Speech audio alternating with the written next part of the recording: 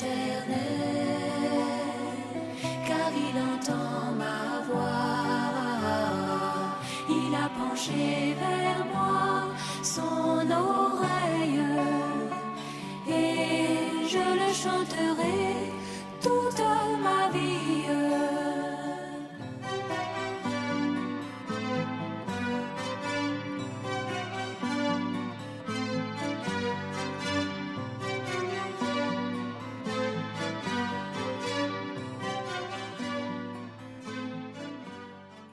Gloire au Seigneur.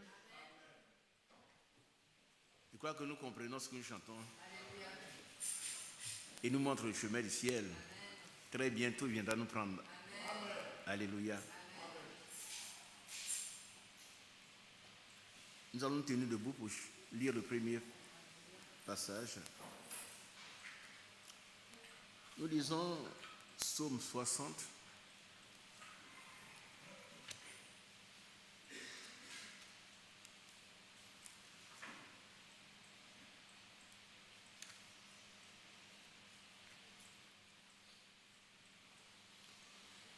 Les versets 13 et 14.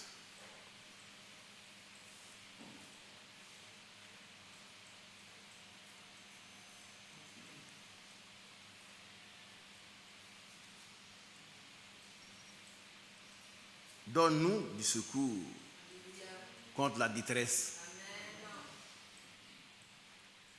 Le secours de l'homme n'est que vanité. Avec Dieu, nous ferons des exploits. Il écrasera nos ennemis. Prions le Seigneur, notre bien-aimé Père Céleste. Le temps est très avancé. Nous avons besoin de ton secours pour notre préparation, pour notre vie de chaque jour. Nous avons besoin de ton secours pour vaincre. Ton secours ne marque jamais dans la détresse. Seigneur, merci, parce que nous croyons qu'avec toi, nous ferons vraiment des exploits. Le secours de l'homme n'est que vanité. Ce soir, fais descendre le secours divin et secoue chacun de nous. En particulier. Sois loué, exalté, magnifié. Nous te prions. Au nom de Jésus-Christ. Amen. Dieu vous bénisse. Je vous salue dans le nom de notre Seigneur Jésus-Christ. Sœur Thérèse, Dieu te bénisse. Je salue les bien-aimés qui sont en ligne également. Amen. Que la grâce du Seigneur vous soit multipliée. Amen. Nous avons avec Dieu le secours qui nous fait triompher de toutes les agressions du diable. Alors le chrétien, c'est un combattant. Amen. Nous sommes engagés dans un combat perpétuel, un combat quotidien. Dans la vie de chaque jour, dans notre relation avec nos voisins, avec nous-mêmes, avec le monde, avec le diable, nous avons besoin d'être vainqueurs. Et ce qui triomphe du monde, c'est notre foi. La foi, c'est la victoire. Le mercredi, nous avons entendu parler de cela. Je voudrais vous rappeler, pour ceux qui n'étaient pas là, très souvent nous pensons que la foi nous fait obtenir tout ce que nous demandons. Ça, c'est vrai. C'est la première phase de la foi. Abraham a persévéré pendant 25 ans, il a eu l'enfant qu'il voulait. Mais quand on lit le même passage de Hébreux chapitre 11, nous voyons que d'autres personnes, par la foi, ont résisté au cours des persécutions. Vous voyez, la foi, et ils ont supporté la moquerie. Quand on prend l'exemple des trois Hébreux,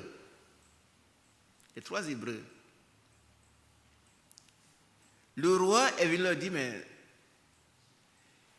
vous ne voulez pas adorer ma statue, mais est-ce que votre Dieu est capable de vous délivrer? Ils ont dit, roi, sache que notre Dieu est capable de nous délivrer. Et même s'il ne le faisait pas, nous n'allons pas adorer ta statue. Mais le roi les a fait enchaîner. Et j'ai posé la question la dernière fois, qu'est-ce que Dieu avait fait? Rien. Il avait été enchaîné sous les yeux de Dieu. Mais ils ont toujours cru que Dieu est Dieu.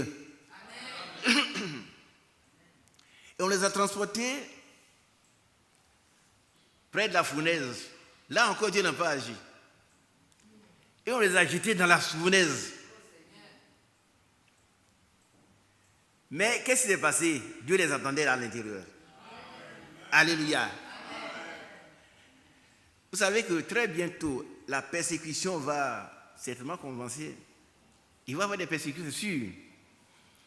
Mais là, on verra ceux qui ont la foi, ceux qui n'ont pas. Voilà des gens qui ont accepté de livrer leur vie. Ils n'ont pas accepté de troquer leur foi contre la vie. Est-ce qu'on se comprend? C'est-à-dire, si vous adorez, il n'y a pas de problème. Il dit, on ne va pas adorer ta statue. Mais sache que notre Dieu va nous délivrer. Même s'il ne le faisait pas, nous n'allons pas adorer ta statue. Pourquoi ils pouvaient parler de cette manière? Ils avaient la foi. Même s'ils devaient mourir. Et nous avons vu dans Hébreux, chapitre 11, que des femmes, pour recevoir une meilleure résurrection, ont accepté de mourir par la foi. Qui comprend ce que tu es en train de dire? Oui, pour nous, nous avons toujours pensé la foi. Quand je suis là, je veux avoir un mari, j'ai le mari. Mais si Dieu veut que je demeure célibataire toute ma vie, une jeune fille. Si Dieu veut que je le serve en tant que célibataire, et que j'ai la foi suffisante de vivre la chasteté jusqu'à ce que le Seigneur vienne me chercher. C'est la foi aussi. Amen. Qui comprend? Amen. Donc la foi, elle est plus profonde que ce que nous croyons. Si Dieu veut que moi, je reste célibataire, en tant qu'homme, je ne trouve pas de femme. J'ai pris, il n'y a pas de femme. Est-ce qu'il peut rester chaste et réservé et servir le Seigneur et croire le Seigneur est le Seigneur? Qui comprend les deux aspects de la foi? Non, qu'est-ce que nous avons dit? Oh Seigneur, frère, j'ai prié, ce que Dieu n'a pas répondu. Donc, on fait comme cet homme, c'est pas pour faire rire. On m'a raconté qu'un chrétien, on l'a vu dans le coin d'une rue avec une natte. On lui a demandé, mais tu ne veux pas à l'église? Il dit non. Je suis allé à l'église, j'ai prié, je n'ai rien vu. Donc je vais essayer aussi à la mosquée. Ce que tu n'as pas pu avoir à l'église, ce n'est pas à la mosquée que tu vas l'avoir. Qui est d'accord avec moi? Excusez-moi, je ne parle pas de mosquée, mais si tu n'as pas pu être béni par Jésus-Christ, je ne sais pas qui va te bénir.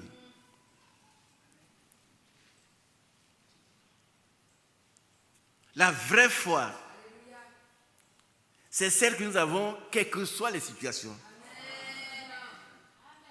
quelles que soient les circonstances. Que Dieu réponde oui et me donne ce qu'il doit avoir, j'ai la foi. S'il ne me donne pas ce que je demande, là aussi, il doit avoir la foi d'accepter la situation. On va prendre... Et cette foi-là, c'est celle qui triomphe de tous. Elle fait des exploits. Écoutez, j'ai la foi je suis diplômé, je cherche du travail, je vais faire des concours, je suis admis, et puis je ne travaille pas. Je fais tout, ça ne marche pas. Est-ce que je dois faire comme les autres? Et tu vas avoir quelqu'un qui, à l'école, n'était pas très brillant, mais il rentre avec une enveloppe, il vient, il a du travail. Et puis vous, on vous dit, les vieux là, et dit, n'aime pas aller donner de l'argent. Et il dit, non, ce n'est pas moi qui le dis. Si tu veux, va donner ton argent. Mais la foi doit t'amener à persévérer. Quelle que soit la situation, c'est ça les vraies foi. Regardez un peu, prenons Hébreux chapitre 11. Mais ça, on a cette foi, on fait des prouesses, on fait des choses, on pose des actions, déclare. Quelle que soit la situation, nous sommes vainqueurs. Et regardez un peu. À partir du verset Hébreux 11, verset 30, vous allez voir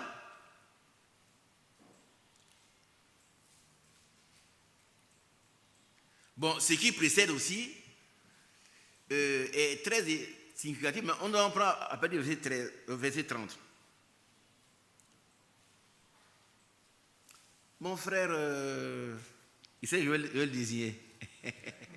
Vas-y, il faut me lire ça. Vous allez voir. Écoutez mes sœurs, levez la tête. Ne soyons pas découragés.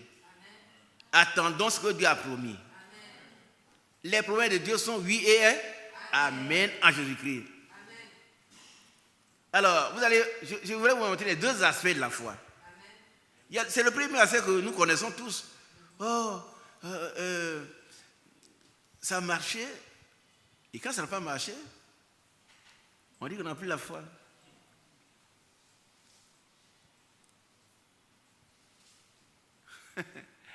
Je ne veux pas parler parce que son fils est là. Finet, lève-toi.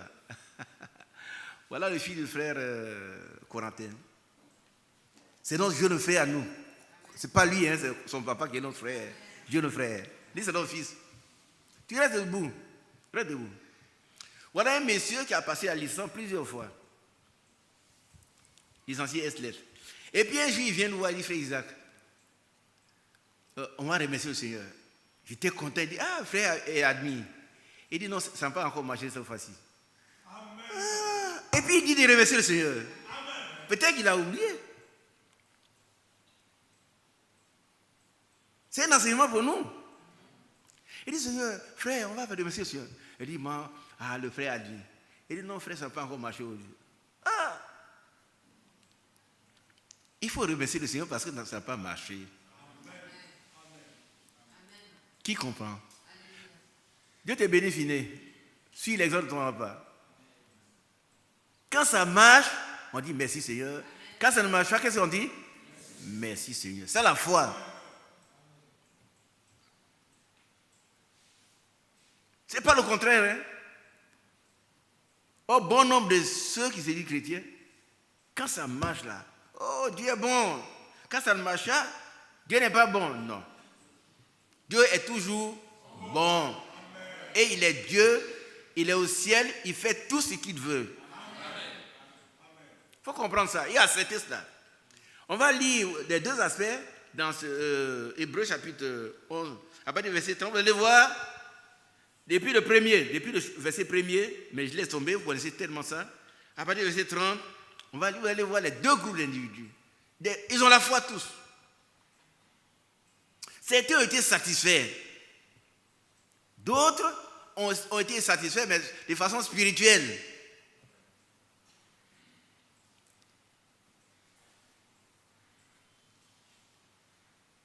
Est-ce que vous comprenez un peu? Quand mon bien-aimé frère pouvait dire, frère, disons merci au Seigneur parce que ça n'a pas marché. Quand il m'a dit, disons merci au Seigneur, pour moi, cette fois-ci, ça va marcher. Il dit, ça n'a pas encore marché. Ah! On a dit merci au Seigneur. Mais par après, il a persévéré. Sa licence a marché. Et depuis combien d'années, il est professeur. Mais il est resté persévérant. La foi qui triomphe du monde, c'est une foi persévérante. On doit comprendre cela. Si j'attends quelque chose, j'ai prié, je n'arrive pas à voir la chose, je dois croire que Dieu demeure Dieu. Il ne doit pas blasphémer. Il y a des blasphémateurs qui vont venir, non frère, ça là, ton problème là, vraiment, peut-être que tu as péché, alors que peut-être que tu n'as rien fait. Mais tu vas passer par cette épreuve. Ta foi doit être testée, elle doit être purifiée.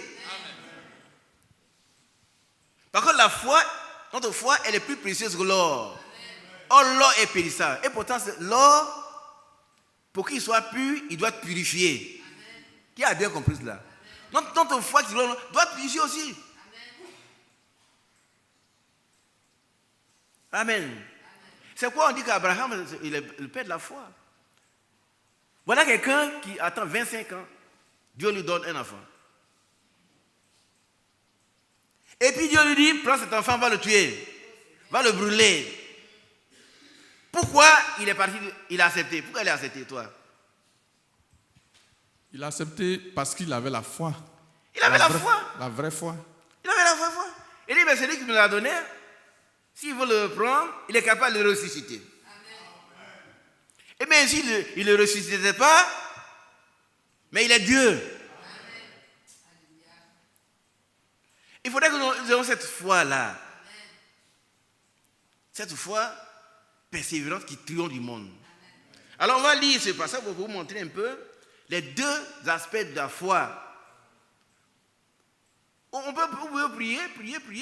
Vous passez un concours, lui il a dit, toi tu n'es pas admis. Mais quand il fête là-bas, toi aussi tu dois fêter ta foi. Tu n'es pas admis, mais tu as la foi pour accepter ce que Dieu a décidé.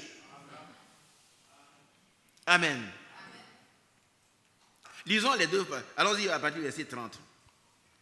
Hébreux 11, verset 30. C'est par la foi que les murailles de Jéricho tombèrent après qu'on en eut fait le tour pendant 7 jours. Oui. C'est par la foi que Rahab, la prostituée, ne périt pas avec les rebelles, parce qu'elle avait reçu les espions avec bienveillance. Et que dirais-je encore? Car le temps me manquerait pour parler de Gédéon, de Barak, de Samson, de Jephthé, de David, de Samuel et des prophètes, qui, par la foi, vainquirent des royaumes, exercèrent la justice, obtinrent des promesses, fermèrent la gueule des lions, éteignirent la puissance du feu, échappèrent aux tranchants de l'épée, guéris de leur maladie, furent vaillants à la guerre, mis en fuite des armées étrangères. Des femmes recouvraient leur mort par la résurrection. D'autres furent... Arrête-toi là. Amen. Voilà. Tout ça c'est positif. C'est-à-dire que ce qu'ils ont demandé, ils ont eu. Qui a bien compris cela? C'est la foi. Mais on va suivre. Vous allez voir le deuxième aspect de la foi. Allons-y. D'autres furent livrés au tourment. D'autres qui ont la foi aussi. D'autres furent livrés au tourment. Pourquoi Dieu n'a pas empêché ça? Pourquoi Dieu n'a pas empêché le tourment? Pourquoi? Vous savez que Néron, l'un des plus cruels empereurs romains, a éclairé la vie de Rome a fait éclairer la vie de Rome par les chrétiens. Il les a mis en bûcher. Oui. On a allumé chaque chrétien pour éclairer la ville. Oh, vous n'avez rien vu.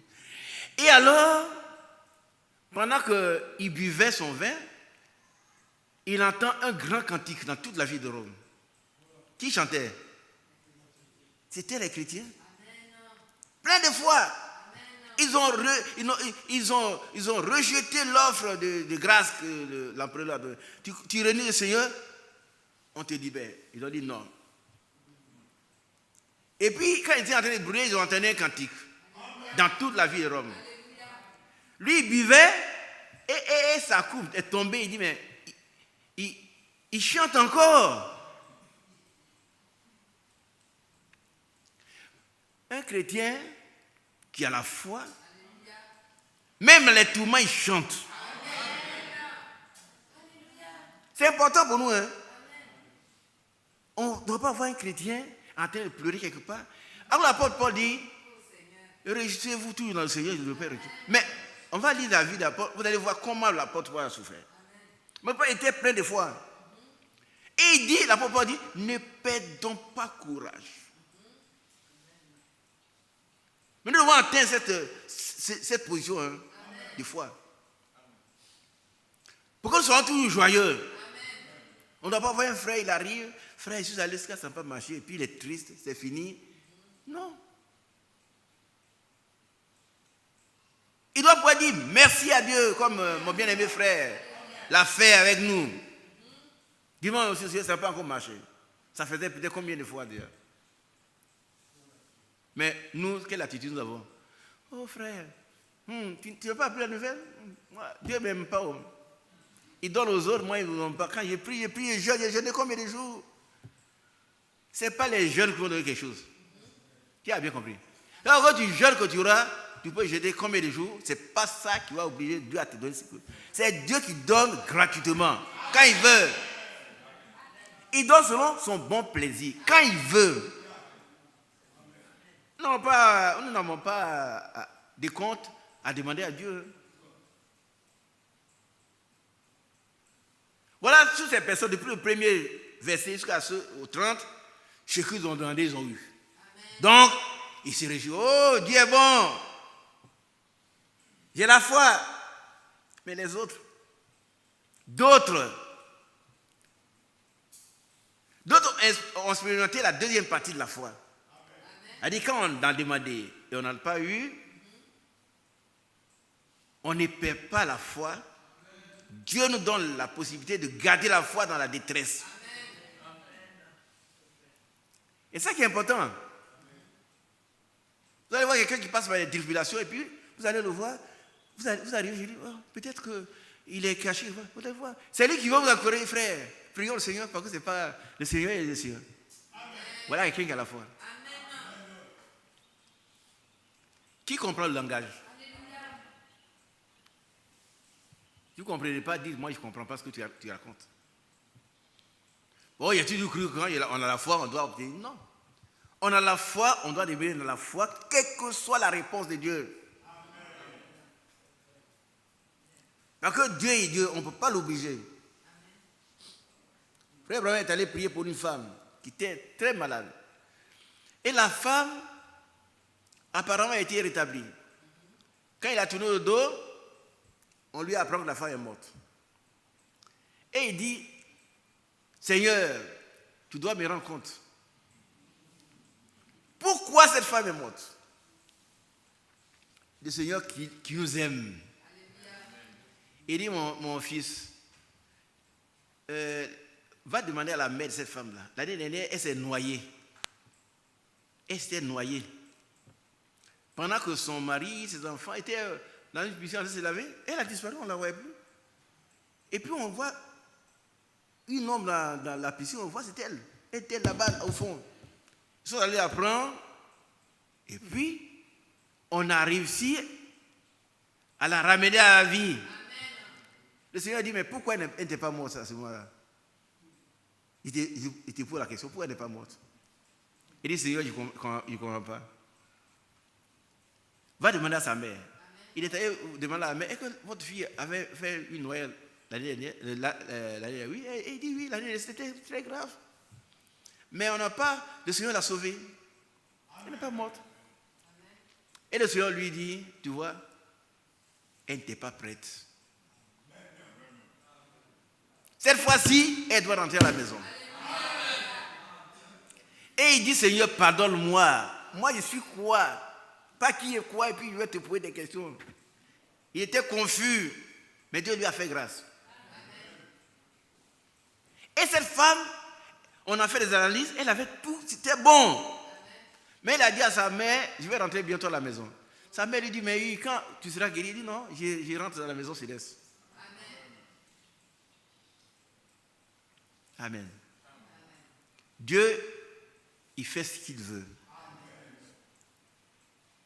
que soit la réponse à notre prière, nous devons garder la foi et dire merci Seigneur parce que tu es bon. Alléluia. Tu es Dieu. Amen. Amen. Alors voilà, d'autres, allons-y, furent livrés au tourment. Allons-y. Donc les trois enfants, les trois Hébreux, continuons. D'autres furent livrés au tourment et n'acceptaient point de délivrance. Arrête-toi là. Pourquoi? Bateau. Toi, on est en train de te torturer et puis tu ne veux pas être délivré. Pourquoi tu ne veux pas être délivré? Oui? Parce que j'ai la foi. Oui, c'est parce que cette torture-là, cette délivrance est troquée contre ta foi. C'est-à-dire, si tu acceptes de régner Jésus, on te libère. Est-ce que vous comprenez un peu? C'est comme dans un village. On dit, bon, toi tu es là, tu es seul. Hein? Si tu fais ça là, bon, c'est fini, on te libère. On a une sœur qui a appelé son mari. Et les frères sont allés, là dans son village, ils ont dit devant tout le peuple de Dieu, notre sœur ne fera pas de veuvage. Dès qu'ils ont tourné le dos, elle s'est déshabillée, elle s'est assise dans la cendre. Elle n'a pas de foi. Parce qu'on va la critiquer, on va se moquer d'elle, ses beaux-parents vont la persécuter. Elle met de côté sa foi pour suivre les traditions. Quand on a la foi, on ne suit pas les traditions. Amen. Accepte d'être persécuté à cause de ta foi. Alléluia.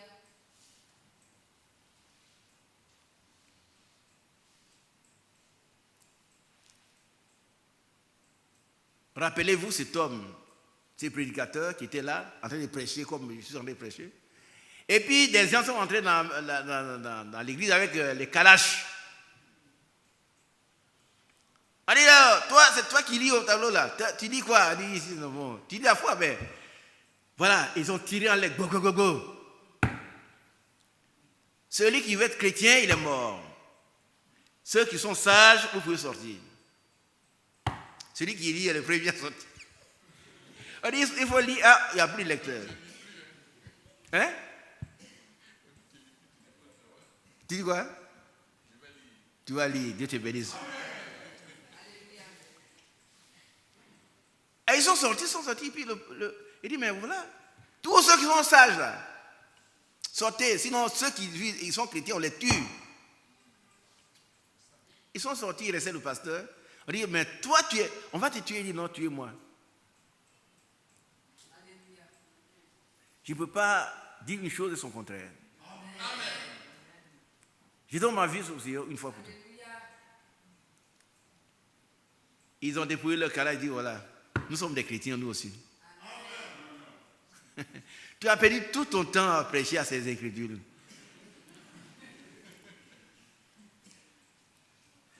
Je crois que ce ne serait pas le cas ici. Ceux qui sont... Il y en a qui n'entrent jamais dans le temple là. Ceux-là, ils disparaissent vite. Ça va arriver un jour. Hein? Dès qu'on attrape les responsables, il y en a qui disparaissent. On dit, de toute façon, nous, on n'a pas de registre d'abord. Mon nom n'est pas sur quelque chose. Donc, on ne peut pas m'appeler. Mais tu ne sais pas que ton nom est au ciel. Alléluia. La vraie foi, c'est celle qui brave tous les obstacles. Elle est maintenue, elle est vécue, quelles que soient les circonstances. Puissions-nous avoir cette foi ce soir? Puissions-nous avoir cette foi dans notre vie chaque jour? Quelles que soient les épreuves. Avec Dieu, nous faisons des exploits. Avec la foi en Dieu, nous triomphons de toutes les situations difficiles.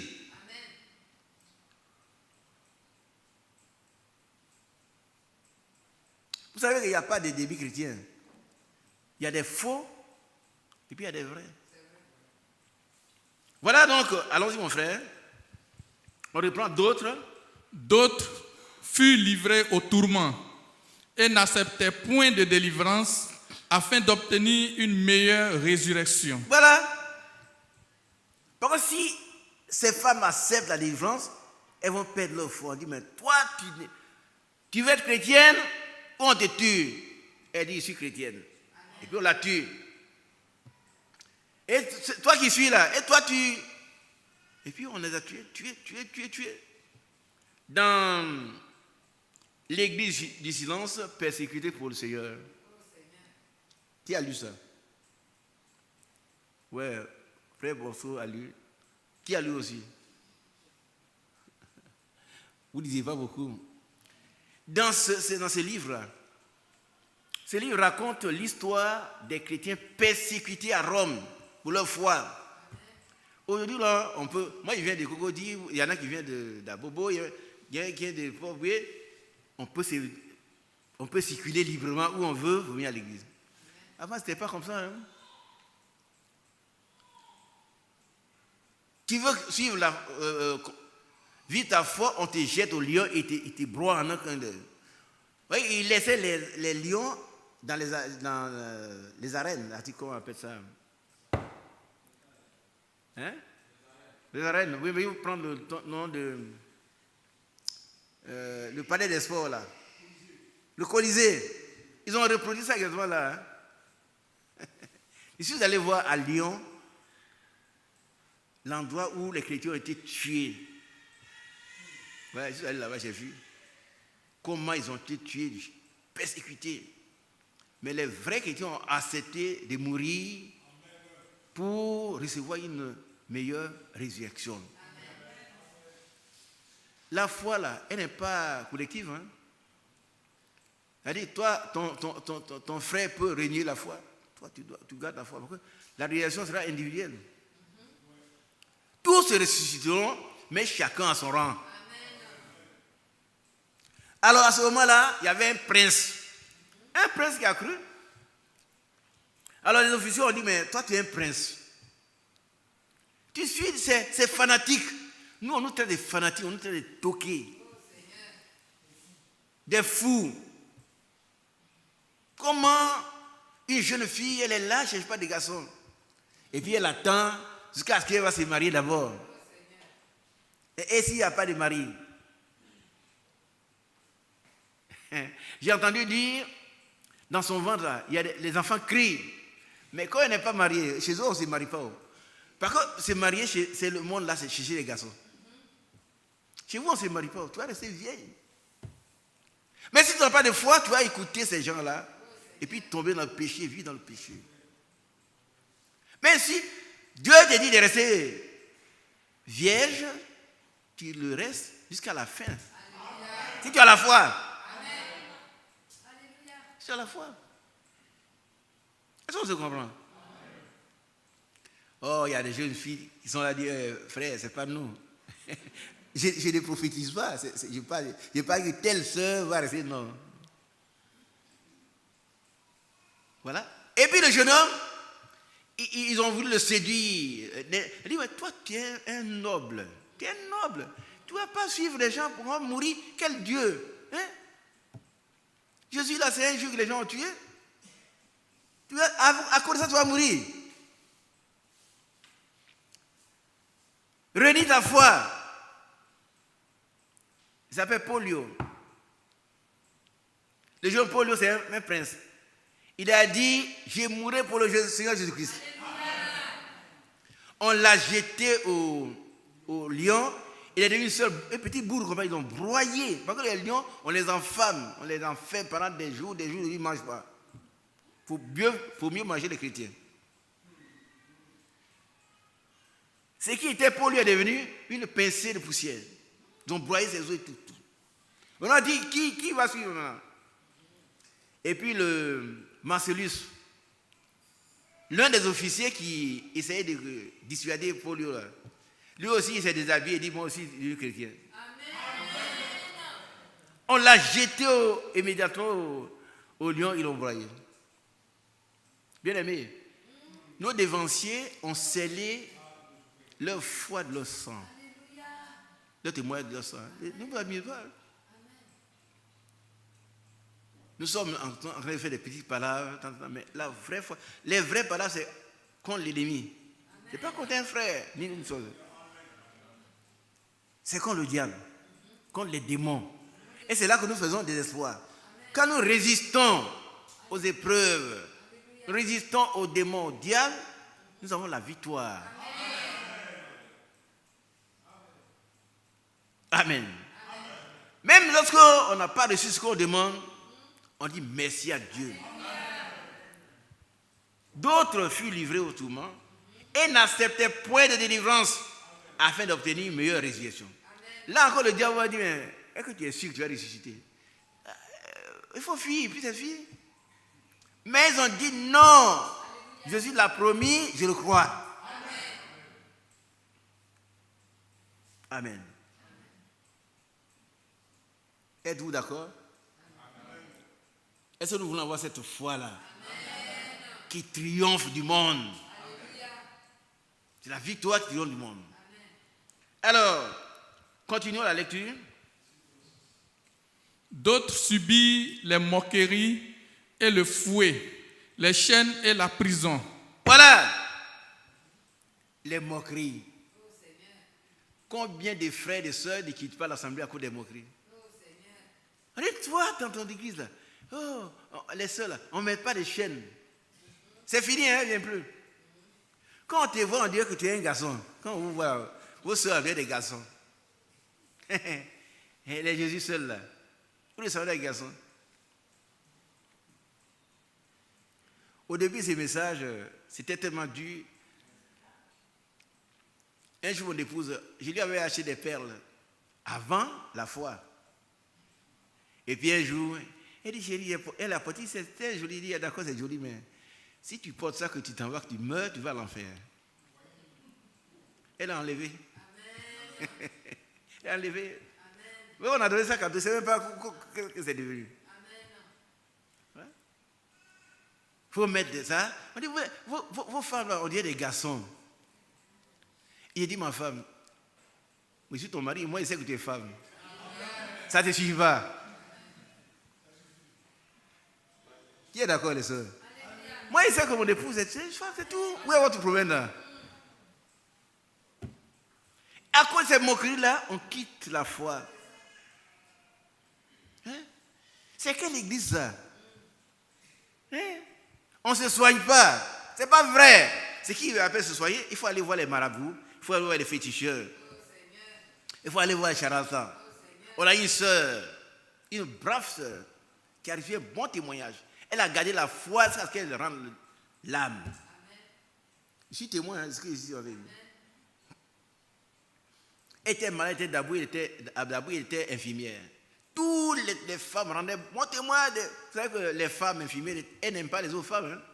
Une femme qui est malade, si elle est en grossesse, on va l'insulter. Les femmes, ces femmes-là, elles vont dire des grossièretés. Mais cette femme-là, elle accueillait tout le monde avec le sourire. Elle s'appelle la sœur Elisabeth. Elle était en train de mourir. Elle a refusé. Ses parents voulaient l'amener chez un marabout. Elle a refusé. Nous sommes allés prier pour elle. Ses parents étaient là. Il dit, oui, votre église, on ne se soigne pas. Hein? Il dit, tu as fait ça, tu vas mourir, cadeau. Et quelle église on ne se soigne pas? On ne se soigne pas et puis elle est à l'hôpital. Elle était à l'hôpital. Mais ils auraient voulu l'amener chez un marabout, chez un guérisseur. Et la sœur a refusé. Amen. Et puis elle est morte. Elle a refusé d'aller chez le marabout, elle est morte dans la foi. Amen. Alléluia. Amen. C'est la vraie foi. Alléluia. Pas seulement ce qui est dans la Bible, mais moi j'ai vu des gens accepter de demeurer dans la foi jusqu'à ce que le Seigneur les reprenne. Amen. La sœur Elisabeth est décédée à Dabou. Je l'ai vu de mes yeux.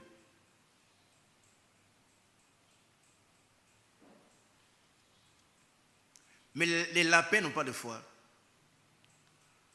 Les lapins, ceux qui fuient rapidement quand il y a une persécution. Ouf!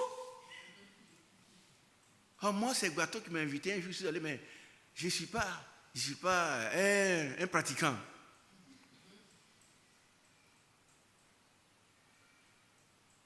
La vraie foi, elle est vécue dans les bonnes et dans les mauvaises situations. On garde tout la foi, on garde courage. Et c'est cette foi qui triomphe du monde. Demandons au Seigneur de nous donner cette foi, frère. Amen. La moquerie a fait fuir beaucoup de sœurs, beaucoup de frères. Ça tu iras. Mais les vraies sœurs sont restées. Alléluia. Continuons le verset 37. Il fut lapidé, scié, torturé. Il mourut tué par l'épée. Voilà. Mais pourquoi ils ont été tués? Parce qu'ils ont refusé la délivrance qu'on leur offrait contre leur foi. Il ne faut pas accepter cette délivrance-là. Et de toute façon, tu vas te délivrer pour quelques jours, quelques heures, quelques années. Et puis tu vas mourir, maintenant tu iras à l'enfer. Parce que tu as régné Jésus. Le Seigneur a dit, si quelqu'un veut me suivre, qu'il renonce à lui-même. Qu'il prenne chaque jour sa croix et qu'il me suive. Sinon, il n'est pas digne de moi. Amen. Ceux qui sont dignes de ce Seigneur, ils oublient leur personnalité, leur personne, leur vie. Ils disent, maman, je donne tout au Seigneur. S'il doit mourir, il meurt pour le Seigneur. Amen. Sommes-nous prêts? Amen. Dieu nous bénisse. Le verset 37. Il fut lapidé, scié, torturé. Il mourut tué par l'épée. Ils allèrent çà et là, vêtus de peau de brebis et de peau de chèvre, dénués de tout. Arrête-toi là. Il ne faut pas lire comme ça. Hein? Dénués de tout. Ça veut dire qu'ils vivaient dans le dénuement, dans la pauvreté. Ce petit prince-là, un prince, son père avait tout, mais il a accepté Jésus, il est mort. Et ils sont légions, tout cela. Comment voulez-vous qu'on aille vivre avec cela si nous n'avons pas de foi? Si nous n'avons qu'une foi intellectuelle, on parle de la foi, donc oui, j'ai la foi, mais la foi, elle est pratique. Hein? C'est devant les épreuves qu'on verra suite à la foi. Alléluia. L'épreuve de la foi doit nous amener à avoir le caractère de Jésus-Christ. Nous devons obéir à Dieu en toutes circonstances quand nous sommes éprouvés. Amen. Notre foi doit être testée comme celle d'Abraham a été testée. Amen. Jésus même, il a été testé. La Bible dit, bien qu'il fût fils, il a appris l'obéissance par ce qu'il a souffert. Amen. Mais il n'a pas régné son père. Hein. Il est resté fils de Dieu jusqu'à la fin. Même à Gethsemane. Il a dit, Père, s'il est possible que cette coupe s'éloigne de moi, toutefois que ta volonté s'efface. Toutefois que ce que tu veux s'efface. Et comme tu le veux. Alléluia. Et c'est par la foi qu'il a vaincu Satan. Gloire à Dieu. Dieu vous bénisse. Tous ces démons que vous endorment, ça fait seulement quelques minutes. Il y en a qui dorment. Vous n'avez pas assez de foi. Ceux qui ont semé là, levez-vous. Toi, mon ami, lève-toi. Lève-toi. C'est toi.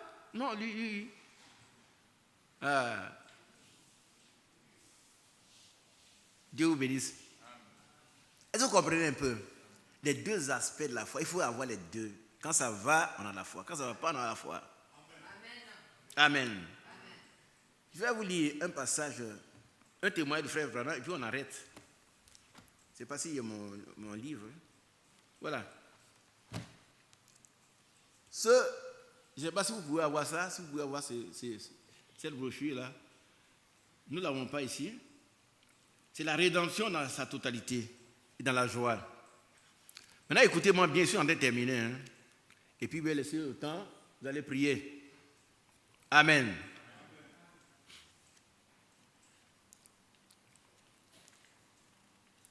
peut-être que je vais parler un peu de Josaphat.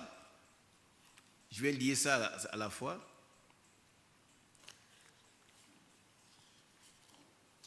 Voilà ce que le frère Branham dit dans cette brochure. Ça, c'est la rédemption dans sa totalité, dans la joie. Si vous voulez référence. Voilà ce qu'il dit. Écoutez-moi bien. Lui, le prophète. Il dit, si je priais pour 10 000 personnes ce soir, vous entendez, non? Il dit, si je priais pour 10 000 personnes ce soir, et qu'elles meurent toutes demain matin, est-ce que vous suivez un peu? Demain soir, je reviendrai ici pour prier pour les malades. Amen. Qui a compris? Amen. Demain soir, je reviendrai ici pour prier pour les malades, en croyant que la parole de Dieu est vraie. Amen. Ça, c'est le prophète. Hein? Ça veut dire quoi? La parole de Dieu dit, si tu pries pour les malades, ils seront guéris. Amen. Mais il a prié pour 10 000 qui sont morts. Il devait dire, oh non, ça n'est pas vrai. Il dit, même si les 10 000 personnes là sont mortes ce jour-là, ce soir, demain matin, je reviendrai ici pour prier encore pour les malades. Amen. Qui a bien compris? Amen. Qui n'a pas compris? Levez-vous ceux qui n'ont pas compris. Lève-toi, ma fille. Elle est courageuse.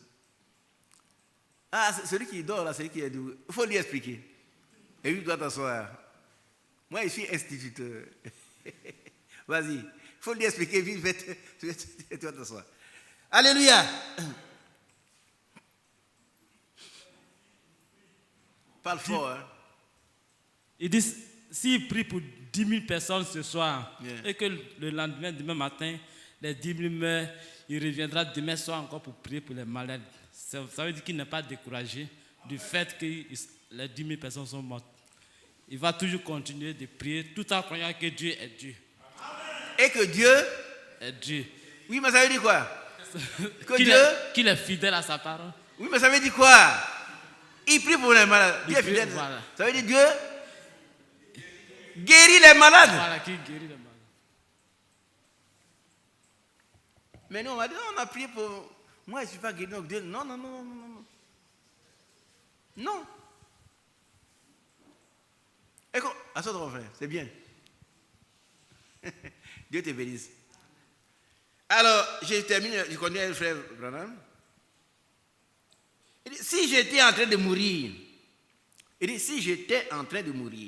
dit Branham, hein, et que 5000 personnes mortes il y a 100 ans, et qui avaient été dans l'éternité tout ce temps, ressuscitaient et revenaient sur terre, et qu'elles me disent, frère Branham, ne fais pas surtout confiance en lui. Il n'a pas raison. Ne faites pas confiance à cela. Nous lui avons fait confiance. Nous sommes partis, mais nous avons échoué. Si ces gens qui sont morts revenaient lui dire ça, je dirais quand même, laissez-moi mourir en Jésus-Christ. Il a bien compris. Allez, si des morts ressuscités pour lui dire, ce que Dieu a prévu là, c'est faux. Elles sont mortes, hein? Elles ont fait 100 ans quelque part, elles reviennent. Elle dit, laissez-moi mourir en Christ. C'est vrai, j'y crois. Et j'y mets tout mon cœur. Il est entièrement attaché à cela. J'y crois de tout mon cœur et je compte sur lui.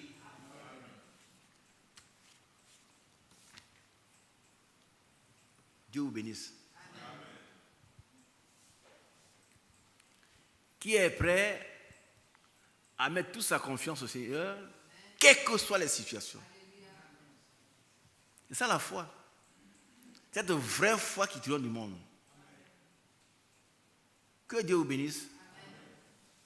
Nous allons demander à notre frère David de venir nous faire prier. Et demander au Seigneur de nous donner cette foi.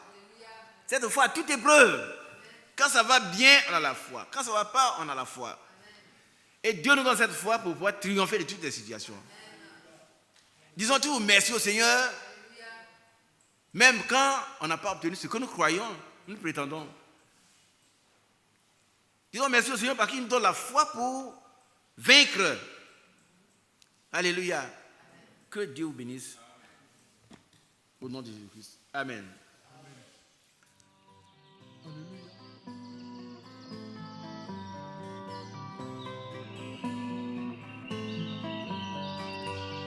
J'aime l'Éternel, car il entend ma voix. Il a penché vers moi son oreille, et je le chanterai toute ma vie.